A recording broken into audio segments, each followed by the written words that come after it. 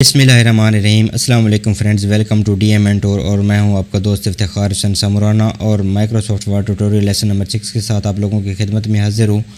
मज़ीद वीडियो की तरफ जाने से पहले आप लोगों से रिक्वेस्ट है कि अगर अभी तक मेरा चैनल सब्सक्राइब नहीं किया तो डी एम मेंटोर को सब्सक्राइब कर लें और बेल आइकन को प्रेस करके नोटिफिकेशंस को ऑन कर लें ताकि आपको आने वाली तमाम वीडियोज़ की नोटिफिकेशन मिलती रहे। सो अब हम चलते हैं अपनी वीडियो लेसन की तरफ। So let's start.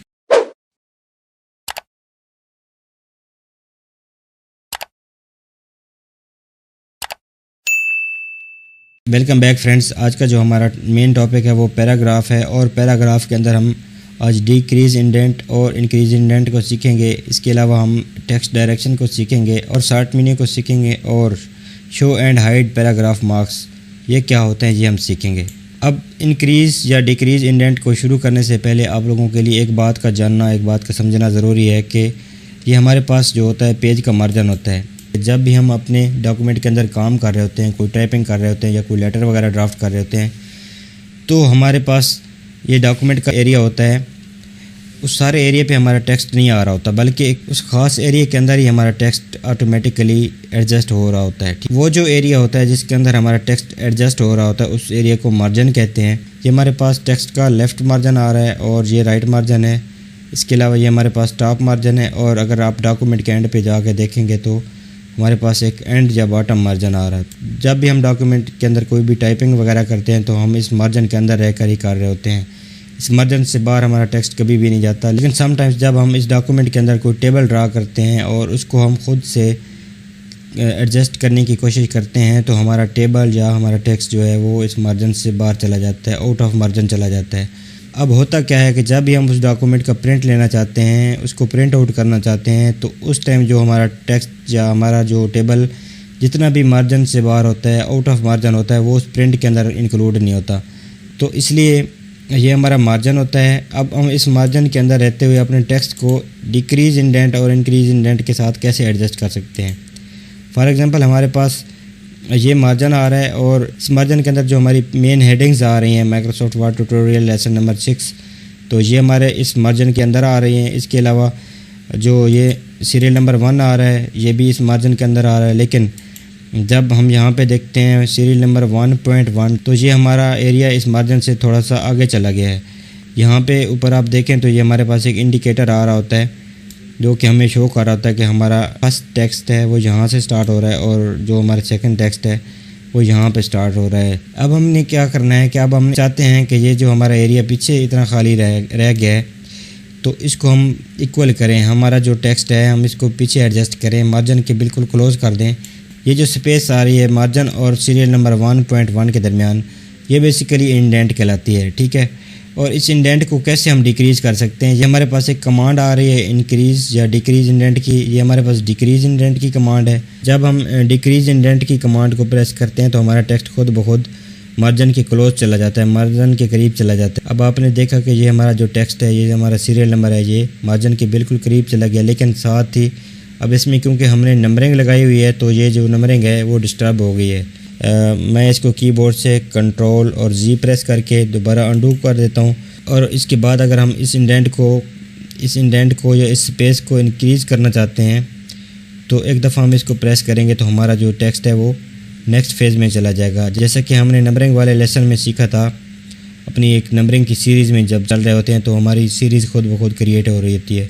और इससे अगर हम एक स्टेप और आगे चले जाएंगे, इसको और इंक्रीज़ कर देंगे तो हमारी ये सीरियल और भी बढ़ जाएगी, ठीक है। बेसिकली हमारे पास सीरियल नंबर 1 के बाद 1.1 आना चाहिए था, लेकिन हमने इंडेंट को इंक्रीज़ किया है जिसकी वजह से हमारा जो टेक्स्ट है वो आगे चला गया है और हमारी सीरीज़ एक्सटेंड हो गई है, ठीक है। अब हम इसको दोबारा अगर डिक्रीज़ करना चाहते हैं तो अब हम यहाँ पे को डिक्रीज़ कर देंगे और ये हमारे पास स्टेप बाय स्टेप डिक्रीज़ होता जाएगा। तो इसकी जो अभी एक्चुअल कंडीशन है, जो इसकी बिल्कुल परफेक्ट कंडीशन है वो यही है कि ये अब 1.1 पे आ गया है। ये हमारे पास डिक्रीज़ और इंक्रीज़ इंडेंट था। अब हमारे पास है टेक्स्ट डायरेक्शन। टेक्स्ट डायरेक्शन हम कैसे चेंज कर सकते हैं।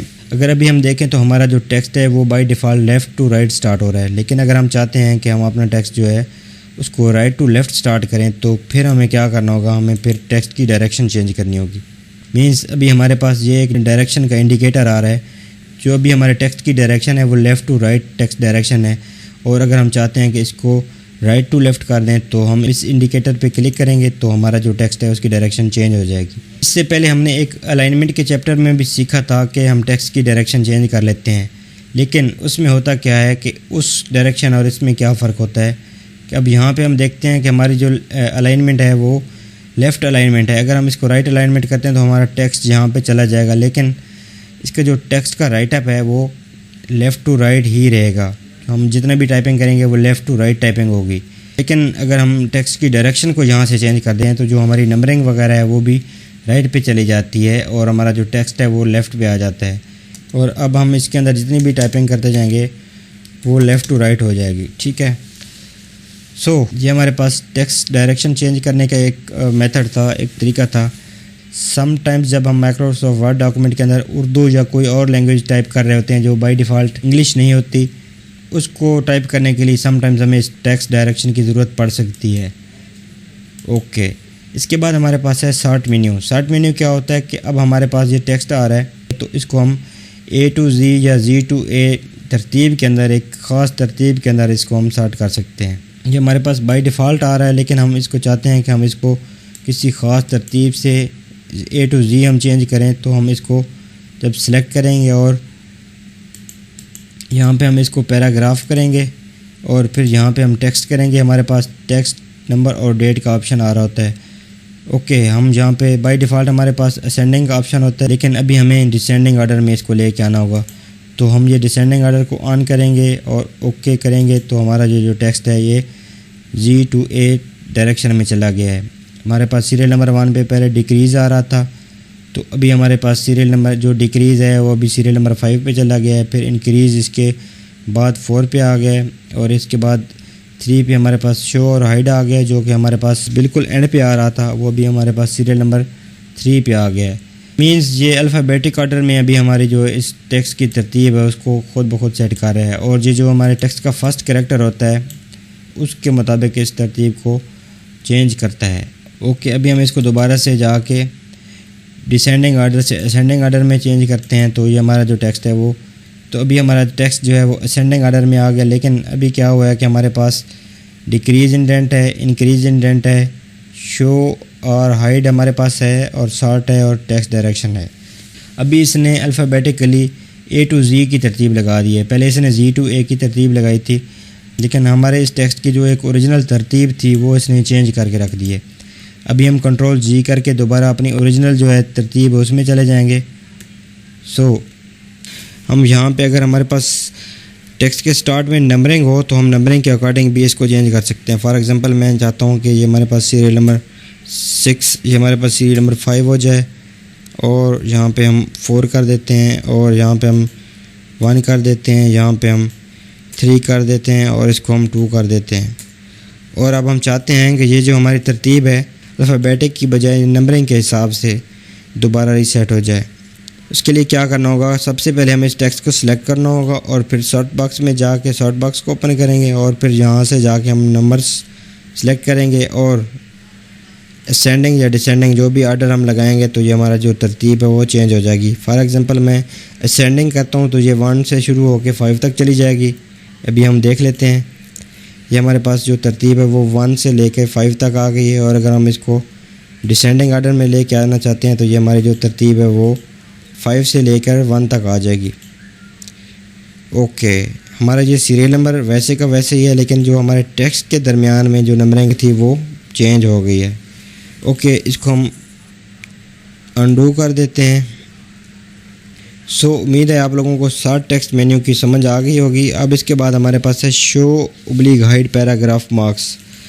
अच्छा, इसमें क्या होता है कि अभी हमारे पैराग्राफ के अंदर कुछ हिडन फार्मूलाज होते हैं, और या कोई भी मार्क्स होते हैं, कोई हमने स्पेस दी होती है कहीं पे, या हमने कहीं पे किसी टेक्स्ट को बोल्ड किया होता है लोग के, लेकिन वो हमारा जो ब्लैंक पेज है उसके अंदर भी होता है। और यहाँ पे भी हम जब एंटर वगैरह प्रेस कर रहे होते हैं, डिलीट कर रहे होते हैं, या बैक स्पेस कर रहे होते हैं, या हम यहाँ पे कोई ऐसी कमांड दे रहे होते हैं, ऐसा कोई फार्मूला वगैरह लगा रहे थे जो कि हमें बज़ाहिर नज़र नहीं आ रहा होता, लेकिन वो इस फाइल के अंदर मौजूद होता है, इस डॉक्यूमेंट के अंदर मौजूद होता है। तो उसके लिए हमें क्या करना होगा कि हमारे पास एक शो ओब्लिक हाइड फार्मूलाज या कमांड्स हम इसको कह सकते हैं, वो हमारे पास मौजूद है। अब अगर हम इसको सिलेक्ट करेंगे तो ये हमारे पास शो कर रहा है कि हमारे इस टेक्स्ट के अंदर ये सारी कमांड्स लगी हुई हैं। और इन कमांड्स को अगर हम देखना चाहेंगे कौन सी कमांड लगी है तो उस कमांड पे क्लिक करेंगे। अगर अब हम यहाँ पे जाके इसको चेक करते हैं कि इस पर कौन सी कमांड या कौन सा फार्मूला लगा हुआ है, तो इससे भी आप देखें कि यहाँ पे अभी हमें ये बता रहा है कि इस टेक्स्ट के अंदर नंबरिंग भी ऑन है और इस टेक्स्ट की अलाइनमेंट जो है वो लेफ़्ट है और इस पर भी जो है डायरेक्शन ऑन की हुई है और साथ ही ये जो टेक्स्ट है ये बोल्ड हालत में है, ये बोल्ड हुआ है। इसके बाद अगर हम यहाँ पे खाली स्पेस में देखें तो ये हमें बता रहा है कि ये जो खाली रहा है यहाँ पे अभी तक हमने कुछ ऐड भी नहीं किया, कुछ टाइप भी नहीं किया, तो उस पर कौन सी हिडन कमांड्स ऑन है। तो ये हमें बता रहा है कि इस टेक्स्ट की अलाइनमेंट जो है वो लेफ़्ट है और साथ ही इसकी टेक्स्ट डायरेक्शन भी लेफ़्ट है।